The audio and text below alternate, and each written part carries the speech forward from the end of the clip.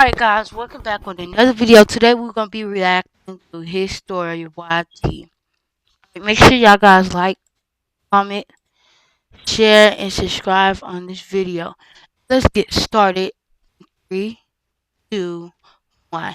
Anything else, but by 19 the staph felt like part of my arm. But then one morning I woke up and couldn't see at all. The doctors said I had genetic blindness and there was nothing they could do. I came home and walked straight into the door, but when I gripped my walking cane for the first time, my years of staph training made it feel natural. Then one day, Mom tapped my shoulder and said, "I'm going to get my leather wallet from upstairs." I froze, because leather wallet was what she used to say when she meant drop everything and use your staph right now. She hadn't said that in years. I gripped my cane and let my training kick in, and that's when I heard breathing across the room that wasn't my mom's. I heard a floorboard creak from the same spot, and the faint sound of leather gloves pressing against something metallic, possibly a firearm. I realized there was an intruder in the house. I couldn't see him in front of me, but I may as well have been able to. I listened to the sound of his breathing and found his exact spot, 5 inches to the left of the TV, 1 foot in front of the fireplace. I wrapped my hand around my cane and thought back to all my training. I'd done this 1,000 times.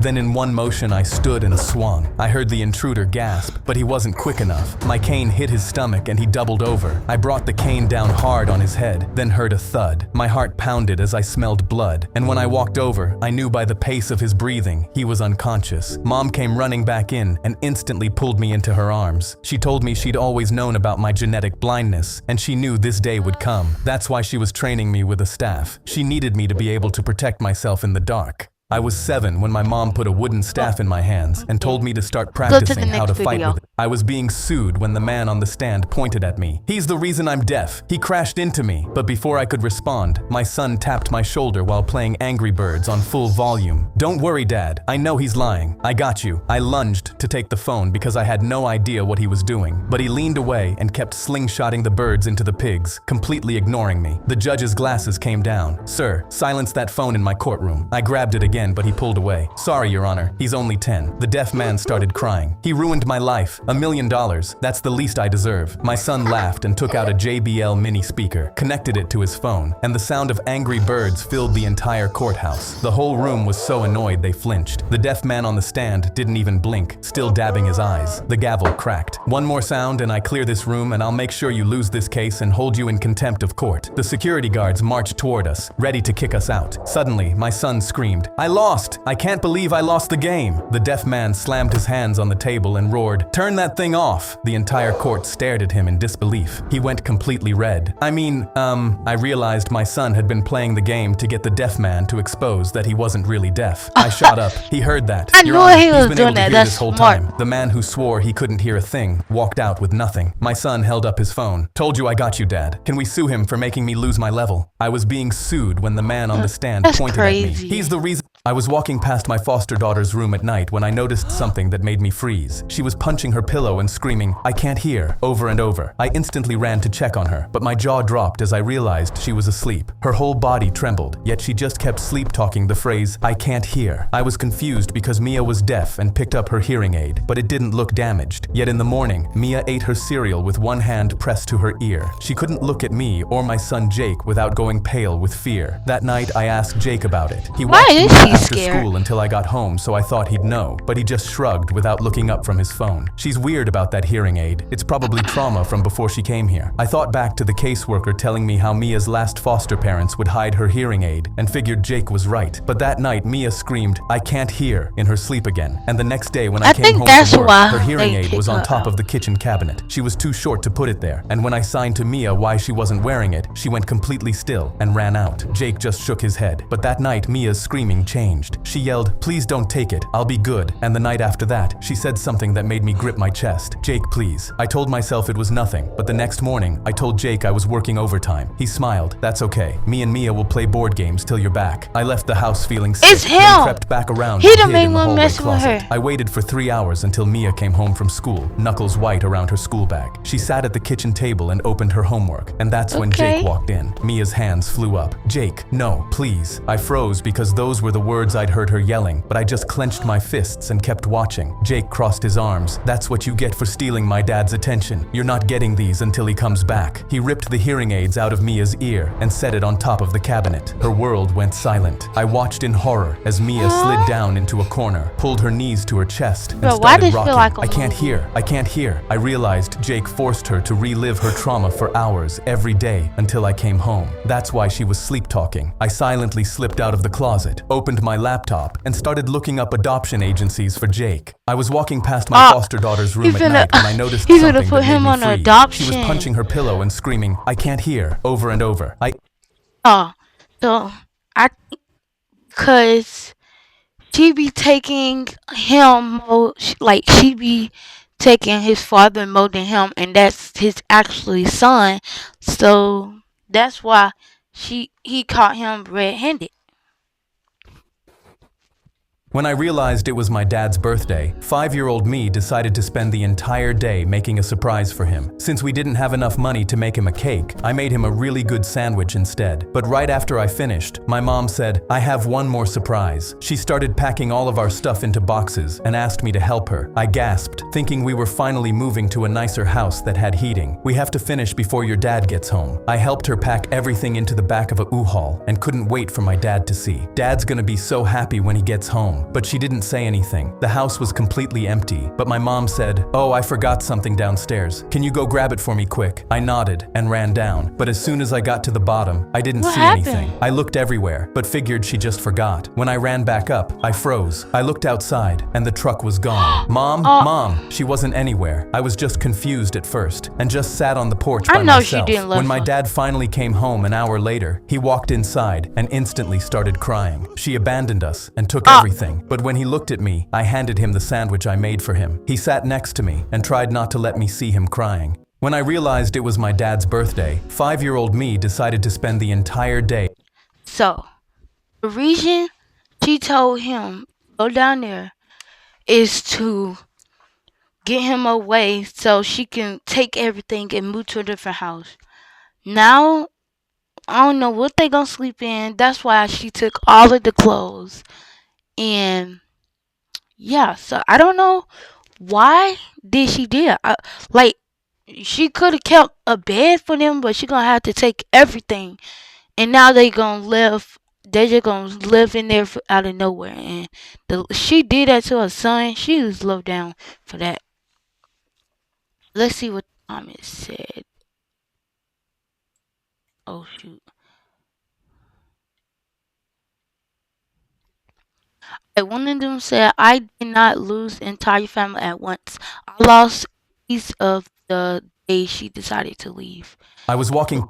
Okay, When I so realized it was my dad's birthday, 5 years The closest thing to I was at the jewelry store picking up the engagement ring for my girlfriend when a man ran into the store, slapped a wad of cash on the counter, and pointed at my ring. "I'll pay double for that ring. Right now, that ring cost me my whole savings, a gold band with an emerald center." So I stepped in. "It's not for sale. I'm proposing tonight." But he pulled out another wad of cash. "Everything's for sale, buddy." He smirked at the jeweler. "Now ring it up for me instead." My stomach dropped, and the jeweler put his hands up like he didn't know what to do. So the man shoved the cash into the jeweler's face. "There's an extra 500 in it for you if you take it." The jeweler cleared his throat. "Well, sir, if you're paying that much, I suppose I could ring it up." My heart broke as he took my ring to the back to process the sale. Then the man yelled, "And while you're back there, swap that green stone for a ruby and size it down for my wife." He smirked at me. "I was with my side chick all morning and my wife got pissed, so this ring will make her forgive me." I'd had enough, so I yelled, "I hope your wife doesn't forgive your cheating." "Ah," he laughed. "She always does." Then the jeweler returned with the ruby ring in a box, and the man dropped his cash on the counter. But I couldn't let him get away with this. The man FaceTimed his wife and flipped the camera to the ring. "Baby, look what I got you. I'm sorry, baby. I won't cheat again." I leaned into the frame. "He stole my engagement ring to give to you as an apology." His face went red with anger, but his wife was already screaming. "A ruby? That's your mistress's birthstone. I also wear silver, not gold. That's her ring, not mine." He fumbled the phone. "Baby, I can explain," but she cut him off. "I was actually going to forgive you, but I'm filing for divorce." The call went dead. He bolted for the door, but then the jeweler pressed something into my palm. I opened it, and it was my ring, emerald and all. I gave him a fake from the back instead for being an asshole. Then he slid me the man's cash. "Want to buy anything else for your girlfriend?" I was at the jewelry store picking up the engagement That ring is for my crazy, girlfriend when a y'all. That man is ran into the crazy. I waited by the window for my cat Honey to come home all night, but 3 days passed and she never showed. She was a stray I took in years ago, and as an old man living alone, I had no family left but her. I So love I'd clipped a cats tracker and to dogs, I was but sitting on a cats are my plane, most working an undercover case against the man behind me. 10 years ago, he shot my mother in front of me, and I'd started a whole new career just for this. I clenched my I would've fists killed as him. every cell in my You body saw him wanted to dead punch on the him, but I ground. just calmly read my magazine. But then the flight attendant walked over to me. "Sir, there was a problem with your ID when you boarded." My stomach dropped, because if the man behind me heard something was off, he might remember my face or realize what was happening. I handed my fake ID to the attendant, and he held it against my face. "This doesn't really look like you." I'd grown my hair out for this mission, and behind me, my the man who shot my mother stopped playing with his plastic switchblade. I realized he was listening in. The attendant read the name on my ID and checked his tablet. "And your name isn't on my passenger list. Are you pretending to be someone you're not?" My blood ran cold because he said it loudly, and I heard Oh the my seat behind me goodness. creak forward. "Is everything okay?" the man asked, and I felt his breath on my neck as the voice from my nightmares hit me. My fist crushed the bracelet Mom wore the night he killed her, and I wanted to choke him, but I just replied, "All good," without turning around. The attendant looked at my ID one more time, then said, "Stay here. I'm getting the captain to see if you can stay on this plane." I knew if I got off this plane, I might never find this man again, so I immediately shot out of my chair. I took my badge out from under my shirt and quickly showed it to the attendant. "I'm undercover," I whispered. "That man behind me killed my mother. I've been working this case for 3 years, so walk away and say nothing." He went pale and immediately smiled. He handed my ID back and loudly announced, "My mistake, sir. Everything is okay." I let out a breath and sat down, and the man even started playing with his plastic switchblade again. But then Oh the my attendant goodness. turned to me. "Have a safe flight and good luck with the undercover mission, sir." My eyes went wide, and the attendant covered his mouth in horror as he realized what Is he he said. dumb? The man behind me immediately got up and started sprinting off the plane. I lunged, but he was already out the door. I stared at the attendant who was frozen. "It took me 26 months just to find him, and you just ruined everything." His switchblade laid open on the seat. I was sitting on a plane, working an undercover Is case he- against the man wait. behind me. 10 years ago, Yeah, is he like, why you just didn't say nothing and walk away without telling nobody? Like, you could have said, he could have said nothing or just say something nice and just go away. He said, have a great day while we flying or something like that, and he decided to freaking run away, freaking say the what undercover mission out loud, and now the dude jump off the plane while he was flying. Well, he's probably gonna be dead.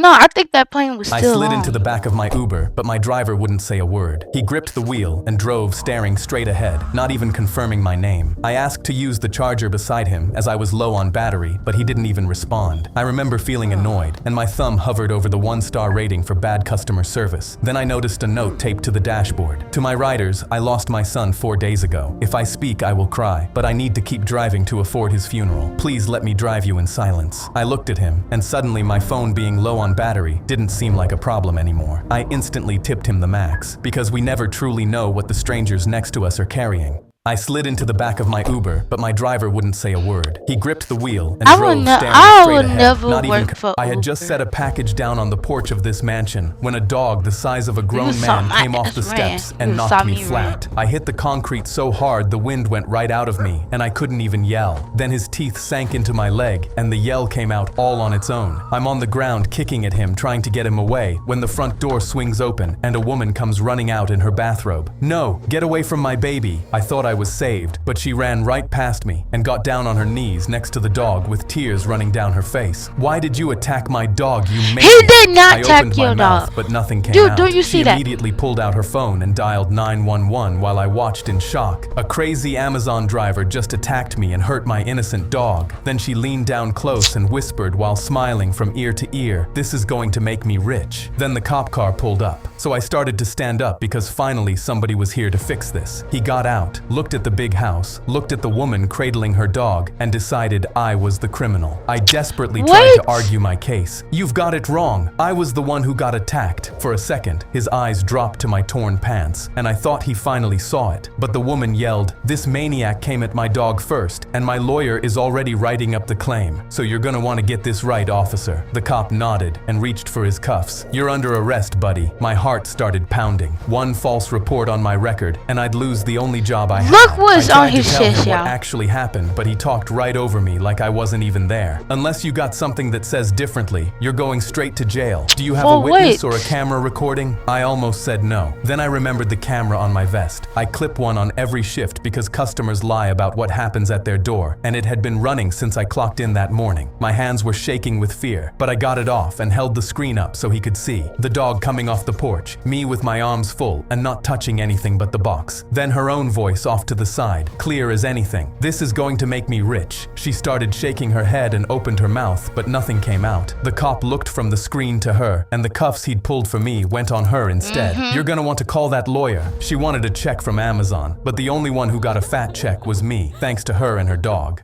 I had just set a package down on the porch of this mansion when a dog I think that's why she rich, cause she ordered a package and stuff. Like, for example, she and the people who work at Amazon probably get arrested because of her, because they get a lot of money, and that's how she got a big house, a dog.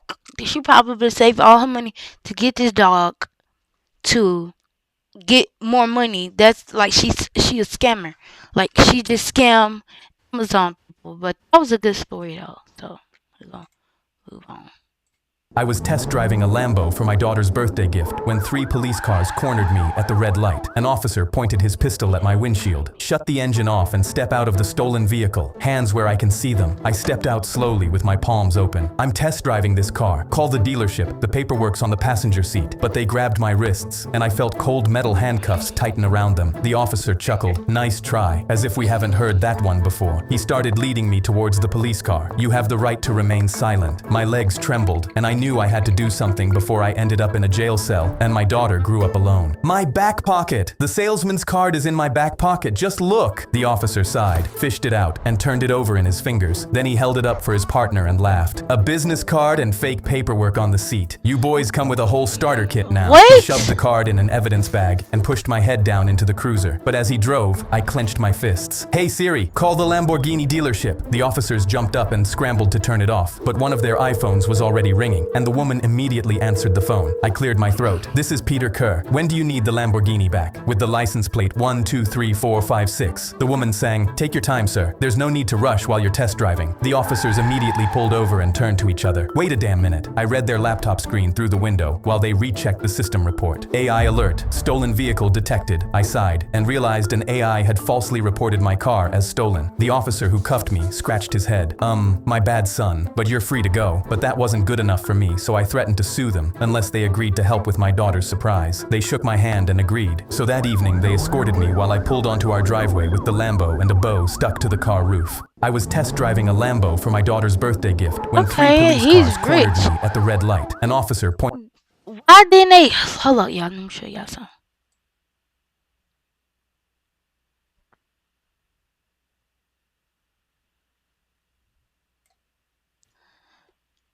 So why? Okay, they don't see AI alert stolen vehicle detected. This AI alert stolen. It would say alert stolen vehicle detected. And they don't see AI alert stolen vehicle detected. And they freaking seen that. Like, how the heck ain't seen that? I caught the head chef deliberately spitting into my son's food. I noticed my son's chicken was completely pink and raw right as he was taking a bite and immediately slapped his fork away. I didn't want him getting salmonella, so Are you ready to play Moneymaker? Yeah.